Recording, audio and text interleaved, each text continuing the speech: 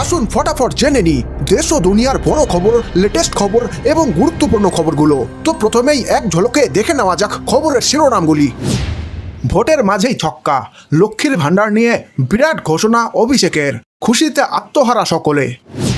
SSC নিয়ে চলছে মামলা, এরই মাঝে বহু চাকরি প্রার্থীর খুলল কপাল, নিয়োগ নিয়ে এলো বিরাট নির্দেশ। সবে শুরু, ভোট মিটলেই সব সত্যি সামনে, সন্দেশখালির স্টিং ভিডিও নিয়ে মুখ খুললেন শাহজাহান। আজ ফের কালবৈশাখীর তাণ্ডবের সম্ভাবনা, কোন কোন জেলায় দুর্যোগ। কেজরিওয়ালকে অন্তর্বর্তী জামিন সুপ্রিম কোর্টের, 1 জুন পর্যন্ত জেলের বাইরে, খুশি মমতা। বিজেপির সরকার ভাঙবে কে, আগে তো নিজের ঘর বাঁচুক, হরিয়ানায় ঘুরছে খেলা। তাহলে পুরো খবরটি দেখতে থাকুন।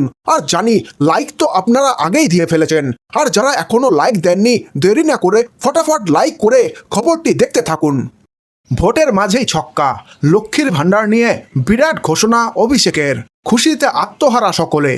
চলছে লোকসভা ভোট, এর মাঝে লক্ষ্মীর ভাণ্ডার নিয়ে তুঙ্গে তরজা। লোকসভা নির্বাচনকে পাখির চোখ করে গত ফেব্রুয়ারি মাসে বাজেট পেশ করে লক্ষ্মীর ভাণ্ডারের ভাতা দ্বিগুণ বৃদ্ধির ঘোষণা করে রাজ্য সরকার। ইতিমধ্যেই বর্ধিত ভাতা মহিলাদের ব্যাংক অ্যাকাউন্টেও ঢুকেছে। তবে সম্প্রতি বিজেপির তরফে দাবি করা হয়েছে 3 মাস পর অর্থাৎ ভোট মিটলেই লক্ষ্মীর ভাণ্ডার বন্ধ করে দেবে রাজ্য সরকার। এই ইস্যুতেই লাগাম দিতে এবার বিরাট গ্যারান্টি অভিষেকের। বৃহস্পতিবার কালনার বৈদ্যপুরে তৃণমূল প্রার্থী শর্মিলা সরকারের সমর্থনে সভা করার কথা ছিল অভিষেকের, তবে খারাপ আবহাওয়ার কারণে ভার্চুয়াল সভা সারেন অভিষেক।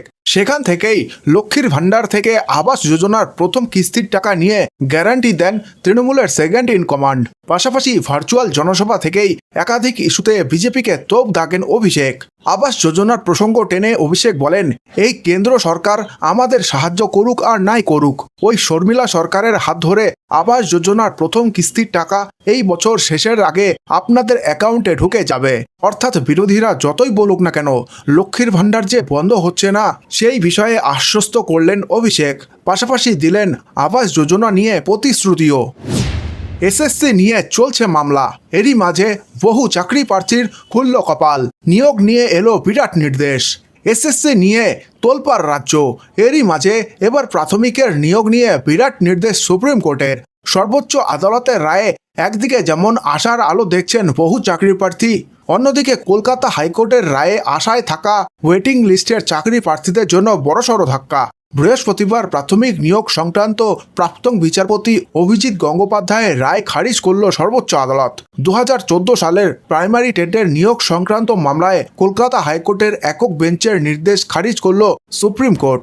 আগে এই মামলায় শূন্য পদগুলিতে মামলাকারীদের মেধার ভিত্তিতে নিয়োগের নির্দেশ দিয়েছিলেন গঙ্গোপাধ্যায়। সেই নির্দেশ খারিজ করে সুপ্রিম কোর্ট জানায় ওই শূন্য পদগুলিতে ভবিষ্যতের শূন্য পদ থেকে নিয়োগ হবে।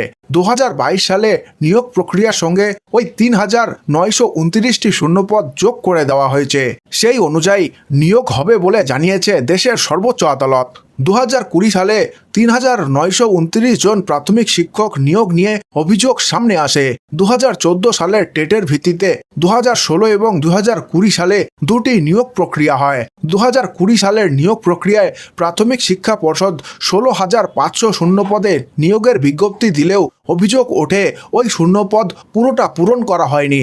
2020 সালের 16,500 জনের প্যানেলে 3,929 জনকে নতুন করে নিয়োগ করার নির্দেশ দিয়েছিলেন অবসরপ্রাপ্ত বিচারপতি অভিজিৎ গঙ্গোপাধ্যায়।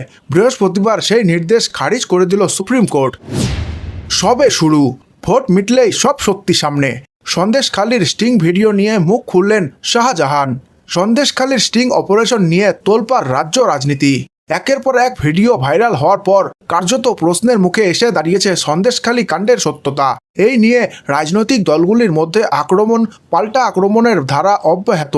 এবার যার বিরুদ্ধে যাবতীয় অভিযোগ সেই শেখ শাহজাহান এক বিস্ফোরক দাবি করলেন। এদিন শাহজাহানকে বসিরহাট আদালতে তোলা হয়েছিল। আদালতে ঢোকার মুখে তাকে বেশ কিছু প্রশ্ন করেন সংবাদ মাধ্যমের প্রতিনিধিরা। শাহজাহানকে জিজ্ঞাসা করা হয়, গত কয়েকদিন নানান রকমের ভিডিও ভাইরাল হয়েছে, এই বিষয়ে কি বলবেন? জবাবে তিনি বলেন, এখন তো সবে শুরু, ভোটটা শেষ হোক, আরও সত্য ঘটনা সামনে আসবে। কেজরিওয়ালকে অন্তর্বর্তী জামিন সুপ্রিম কোর্টের, 1 জুন পর্যন্ত জেলের বাইরে, খুশি মমতা। দিল্লির মুখ্যমন্ত্রী অরবিন্দ কেজরিওয়ালকে অন্তর্বর্তী জামিন দিল সুপ্রিম কোর্ট। 1 জুন লোকসভা ভোটের শেষ দফা পর্যন্ত জেলের বাইরে থাকবেন তিনি। দিল্লির আবগারি দুর্নীতি কাণ্ডে গত 21শে মার্চ তাকে গ্রেফতার করেছিল ইডি। সেই থেকে তিহারে বন্দী এএপি প্রধান। সুপ্রিম কোর্ট জানিয়েছে 2 জুন তাকে কারা কর্তৃপক্ষের কাছে আত্মসমর্পণ করতে হবে।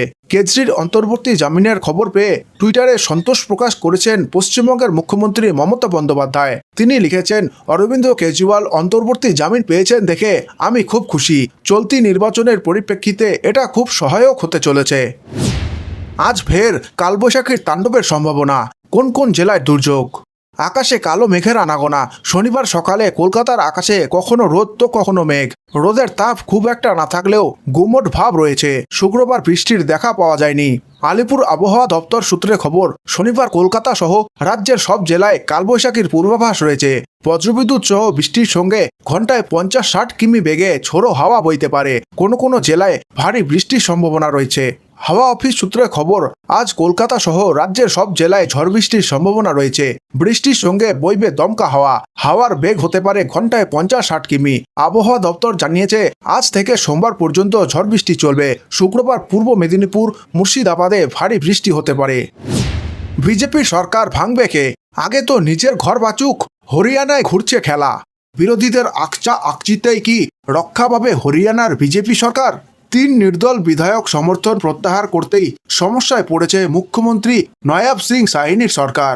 কংগ্রেস দাবি করেছে রাষ্ট্রপতির শাসন জারি করার। অন্যদিকে এক সময়ের বন্ধু থেকে শত্রুতে পরিণত দুষ্মন্ত চোটালা চ্যালেঞ্জ করেছেন আস্থা ভোটে বিজেপি পাশ করে দেখাক, কিন্তু আগেতে ঘর বাঁচুক। দুষ্মন্ত যেখানে বিজেপির বিরুদ্ধে অনাস্থা প্রস্তাব আনার দাবি করছেন, সেখানেই তারই দলের বেশ কয়েকজন বিধায়ক দেখা করলেন হরিয়ানার প্রাক্তন মুখ্যমন্ত্রী মনোহর লাল খট্টরের সঙ্গে। এরপরই জল্পনা, তবে কি দুষ্মন্তের জননায়ক জনতা পার্টির বিধায়ক ভাঙিয়েই হরিয়ানার সরকার টিকিয়ে রাখবে বিজেপি? সূত্রের খবর, বৃহস্পতিবার দুপুরেই হরিয়ানার মুখ্যমন্ত্রী মহিপাল ধান্দার বাসভবনে আসেন প্রাক্তন মুখ্যমন্ত্রী মনোহর লাল খট্টর। এর কিছুক্ষণ পরই তার সঙ্গে দেখা করতে আসেন জননায়ক জনতা পার্টির 4 বিধায়ক। প্রায় আধ ঘন্টা ধরে তাদের বৈঠক চলে। রাজ্যের টালমাটাল রাজনৈতিক পরিস্থিতি নিয়েই তাদের মধ্যে আলোচনা হয়েছে বলে খবর। যদিও এই বিষয়ে 2 দলের কেউই মন্তব্য করতে চাননি। প্রাক্তন মুখ্যমন্ত্রী খট্টর সাংবাদিকদের মুখোমুখি হয়ে বলেন, কংগ্রেস ও জেজেপির একাধিক বিধায়কের সঙ্গে বিজেপির ব্যক্তিগত সম্পর্ক রয়েছে। যদি বিরোধীরা নিজেদের সমস্ত বিধায়ককে নিয়ন্ত্রণে রাখতে পারে, রক্ষা করতে পারে, তবে সেটাই বড় বিষয় হবে। আস্থা ভোটের আগে তো রাজ্যপালকে রাজি করাতে হবে, বিধায়কদের হাজির থাকতে হবে। বিরোধীরা নিজের অঙ্ক কষলেই তো হবে না, তাদের অন্যদের অঙ্ক বুঝতে হবে। প্রসঙ্গত, চলতি সপ্তাহেই 3 নির্দল বিধায়ক হরিয়ানার বিজেপি সরকার থেকে সমর্থন প্রত্যাহার করে নেয়। সম্পূর্ণ খবরটি দেখার জন্য অসংখ্য ধন্যবাদ। খবরটি ভালো লেগে থাকলে একটি লাইক অবশ্যই করবেন এবং চ্যানেলে নতুন হয়ে থাকলে চ্যানেলটিকে সাবস্ক্রাইব করে নেবেন। ধন্যবাদ। ভালো থাকুন, সুস্থ থাকুন।